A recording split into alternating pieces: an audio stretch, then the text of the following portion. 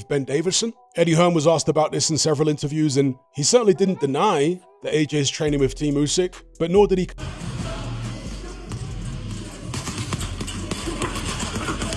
Breaking. Anthony Joshua sacks Ben Davison and joins Usyk's camp for the Tyson Fury big fight. This move shocks the boxing scene as Anthony Joshua once again searches for identity and form. Ben refined his style, but now uncertainty clouds his next chapter. AJ considers joining Team Usyk in Spain. Could this be the re-innovation he needs? Anthony Joshua is reportedly visiting the Usyk's Valencia camp as he looks to reshape his career. Adam Smith's reaction sums up what many are thinking. Anthony Joshua had genuine momentum under Ben Davison, learning composure and control that many said revived his career. Leaving that structure feels impulsive. It hints that self-belief is fading, replaced by constant searching for something that was already working. Is that a wise move, Anthony Joshua into Oleksandr Usyk's camp? Why not? Can it not be? I mean, it has to be a wise move. I think he had a good right? run under Ben Davison before the Dubois fight, and maybe he feels with that loss he needs another slight... Eddie Hearn's calm tone hides a real concern. Anthony Joshua keeps moving from camp to camp, searching for inspiration that once came naturally. It is true he learns from great minds, but constant movement prevents deep growth. Ben Davison had him focused and balanced. Leaving that progress behind to follow Usyk's structure could blur his own identity. At this level, the difference between winning and falling short comes from belief, not constant experimentation. But this isn't the first time he's gone into different environments to learn from different people, and you know, obviously, if that's the case, great people to learn from. Duke McKenzie speaks with the honesty of someone who understands the bond between a fighter and a trainer. Ben Davison knew Anthony Joshua inside out and guided him with intelligence and patience. Breaking that partnership at such a crucial stage looks like a serious misjudgment. Fighters often believe a new voice will change everything, but chemistry and understanding are built over time. Anthony Joshua may have underestimated how vital that trust truly was. But he knows the kid inside out. Yeah. He knows how he works. He knows all the mechanics behind that kid and how to motivate and get the best out of him. We've seen it. And to get rid of him now at this point, I think it's a bad... Johnny Nelson's view paints Ben Davison as too kind in handling Anthony Joshua. A great trainer must sometimes be ruthless to pull the best out of a fighter. Davison's polite approach may have kept harmony, but lacked dominance over decisions. Yet that same calm energy helped Anthony Joshua regain composure and confidence. Now, without that balance, the risk of emotional chaos grows.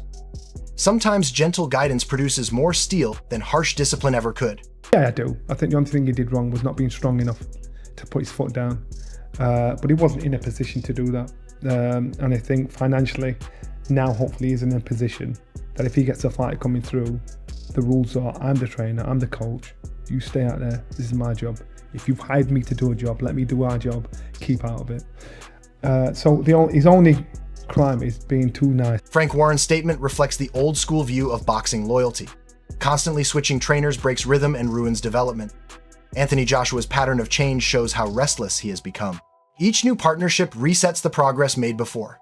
Stability is what builds legacy, and fighters like Usyk and Fury prove that consistency creates greatness. Anthony Joshua may find short bursts of motivation from change, but real evolution comes only through patience with the same guiding voice. I don't know. I mean, I don't like fights keep jumping and changing trainers. It's not. I don't like that. I like fights to be settled. But you know, it is what it is. Hearing Duke McKenzie repeat his view only strengthens the argument that Anthony Joshua made a mistake. Ben Davison understood the technical and mental sides of his fighter. He rebuilt Joshua's rhythm after years of uncertainty. Removing that relationship might strip away the confidence he had slowly restored. In elite boxing, emotional understanding is as vital as technical skill. Anthony Joshua may soon realize that consistency is often the key ingredient of success. We have to understand but he knows the kid inside out. Yeah. He knows how he works. He knows all the mechanics behind that kid and how to motivate and get the best out of him. We've seen it. And to get rid of him now at this point, I think it's a bad move. Gareth A. Davies tries to remain neutral, yet the tone hints at surprise. Anthony Joshua, moving toward an old-school trainer, signals frustration with modern structure. Ben Davison's methods were scientific and strategic. Replacing that with a traditional mindset could limit Anthony Joshua's tactical flexibility. Experience and old values matter, but without modern precision, they may not be enough against fighters like Tyson Fury or Usyk. Balance, not nostalgia, defines the future of heavyweight champions. Of course, he's gone there. Yeah. Tony will bring him old school values. He won't tinker with him too much. Dominic Ingles' words sting with truth because they reflect a painful pattern in modern boxing. Trainers like Ben Davison dedicate years of work and knowledge only to be left behind when results do not come instantly. Anthony Joshua's decision mirrors that same trend. Instead of standing by the man who rebuilt his foundation, he chose to chase something new. Ben offered structure, balance, and a calmer mindset. Leaving him shows a lack of patience and trust. Great fighters evolve through loyalty and faith in their corner, not through constant reinvention. To boxing, they choose you, fighters choose you. Then they use you to get where they need to be. Then they accuse you when everything goes wrong. And when they've left and gone somewhere else, then they start to abuse you by doing interviews, slagging you off. And that happens. Adam Smith paints Anthony Joshua as a student of the game who never stops learning. Yet this constant search for improvement might also reveal insecurity. Ben Davison gave him that personal guidance and rebuilt his confidence after years of pressure. Joining the same camp that beat him twice feels more psychological than tactical. It might be a test of ego rather than skill. Anthony Joshua's talent is undeniable, but his constant changes expose a lack of inner calm. True growth often means trusting the teacher who already showed you progress, not chasing every new answer. Maybe AJ felt he needed a bit more personal one-on-one tuition. And look, he's a sponge, Anthony.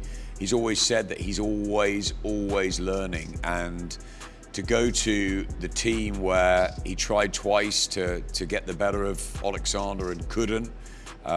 Derek Chisora's sympathy for Anthony Joshua shows respect among warriors. He recognizes that one punch can change everything, especially for a fighter who has never faced that angle before. The truth is that Anthony Joshua's preparation lacked depth against southpaws, something Ben Davison was addressing. Now, without him, those gaps might reappear. Experience cannot be borrowed. It must be built through repetition and trust. Chisora's words remind fans that Joshua's problems are not just physical, but strategic. Choosing new trainers will not solve habits unless he allows one mentor enough time to fix them.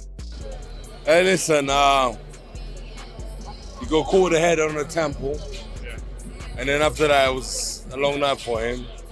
I'm a bit sad, because I didn't want him to go out like that. Is that because of the fights you had with him? No, it's because that he's never boxed a southpaw. You know, that's the first southpaw he's boxed in how long? Maybe his whole career. Johnny Nelson's insight cuts to the emotional core of Anthony Joshua's recent choices. Pride is driving him more than planning.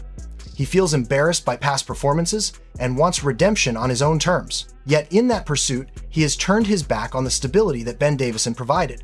Pride can lift a fighter or break him entirely.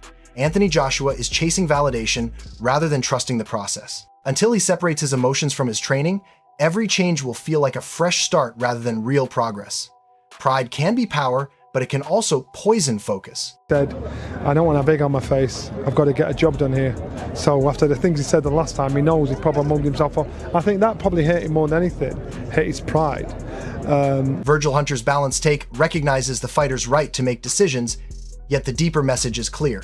Freedom comes with responsibility. Anthony Joshua has the right to move on, but every move adds pressure to deliver.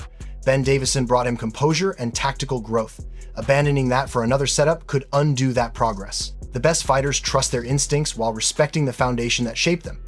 Anthony Joshua is gambling that new surroundings will spark old brilliance. The boxing world waits to see if that freedom leads to redemption or regret. Well, only he knows why he's doing it. More kudos to him. It's his career, and he's got that right to change teams. You know, coaches change teams all the time. Fighters come and go and everything. If he feels like that's the best move for his career, then more kudos to him. I support that.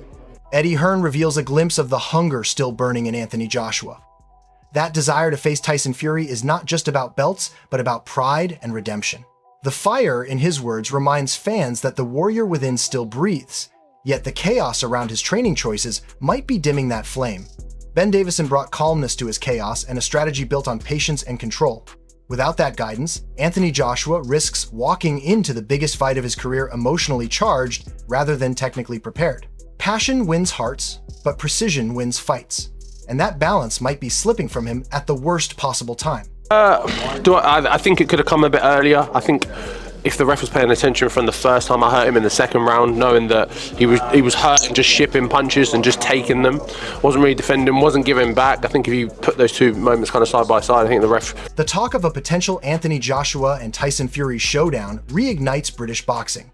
It represents the final chance for Anthony Joshua to reclaim his place at the top and silence years of doubt. However, with every trainer change, his path becomes less certain. Ben Davison understood his psychology and crafted plans around his strengths, while others might not read him the same way. Preparation is everything, and switching environments too often can fracture momentum. The heavyweight division waits for clarity, and so does Anthony Joshua's confidence. The world wants the best version of him, but that version only exists when stability returns. Until then, anticipation outweighs assurance. AJ is going to fight January or February, and Tyson Fury wants to fight before he goes back into the ring in a major fight, apparently. And I would think so as well. They've both been out of the ring for what will be over a year. Let's get this fight made back end of the summer 2026, and we can settle it. Duke McKenzie's concern is honest and heavy. He sees a fighter who once ruled the division now battling internal chaos more than external opponents. Anthony Joshua's habits have drifted away from the sharp discipline that once defined him. Ben Davison tried to correct those flaws with methodical drills and renewed focus. Leaving that environment could reopen old weaknesses and mental lapses. Anthony Joshua still carries the frame and power of a champion, but his rhythm and belief have cracked. The suggestion of finding an old-school trainer sounds appealing, but the truth is, consistency is the medicine he truly needs before chasing anything new. AJ's got some terrible habits.